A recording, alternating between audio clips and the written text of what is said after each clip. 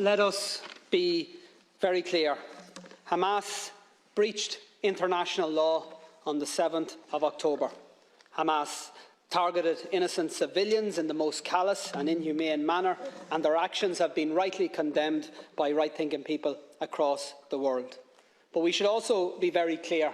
Israel has breached international law, not just on every day since October the 7th, but virtually every single day for decades. Israel occupies Palestinian land against international law. Israel blockades Palestinian territory against international law.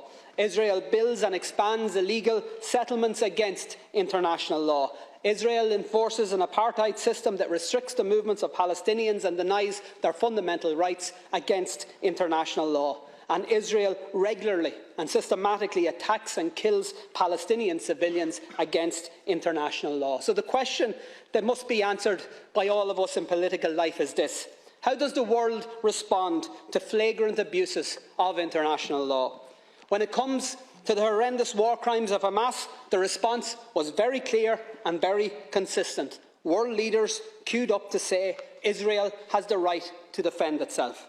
One after another repeated the words, the great and the good, including our government: Israel has the right to defend itself. Repeated in statement after statement, tweet after tweet, despite the full knowledge that those words have become contaminated.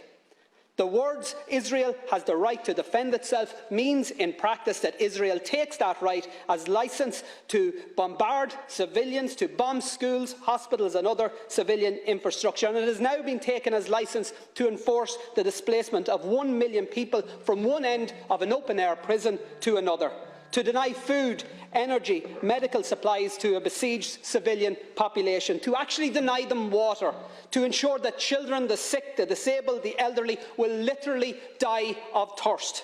Israel has the right to defend itself has now become cover for Israel has the right to commit genocide right in front of our eyes. How come we never hear the words "Palestine has the right to defend itself"?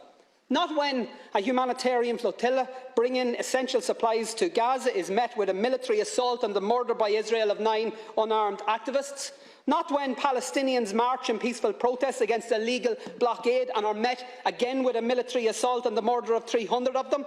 Not after the countless bombings of Gaza by Israeli forces. Not even when Israel targeted and murdered 4 little Palestinian boys playing football on a beach. And not when Palestinians were dragged from their homes and forced to watch as those homes were destroyed to allow for new illegal Israeli settlements on lands that are clearly defined in international law as part of Palestine.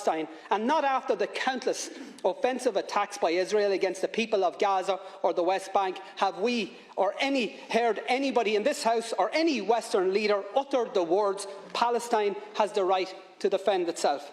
And why not? And by the way, I'm not asking you to say those words, and in fact it's just as well you don't, because we all know that the people of Palestine can't defend themselves. Not against one of the most powerful military forces in the world that is backed up by even more powerful military forces. The truth is that the people of Palestine, just like the innocent people of Israel, don't need the international community to tell them that their leaders have the right to inflict more bombings, more pain, more suffering. They need the international community to say stop, to say release the hostages, to say stop the bombings, the siege, the slaughter. They need the international community to tell Israel to stop the blockade, stop the apartheid, stop the annexation, to stop the genocide. And they need countries, Taoiseach, to lead the way. And Ireland should be one of those countries that leads the way. We know colonialism, we know oppression, we know conflict, but we also know conflict resolution. We know peace building, we know nation building. And because of what we know, what our history has taught us, our call tonight must be clear: immediate, full and unequivocal ceasefires, and a decisive international intervention that leads to negotiations and to a lasting and just peace settlement, and to, at long last, to a free, sovereign and independent Palestine.